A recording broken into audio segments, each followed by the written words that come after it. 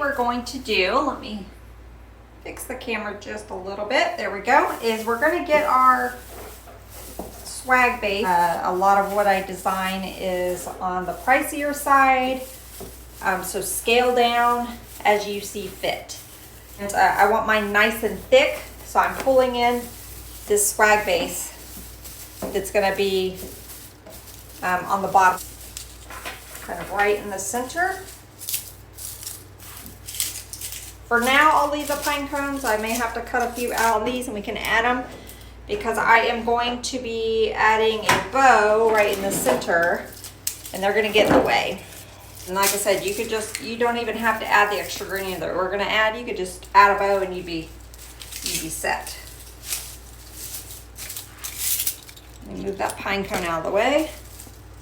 I'm gonna go ahead, I'm gonna twist two of these ties around the center.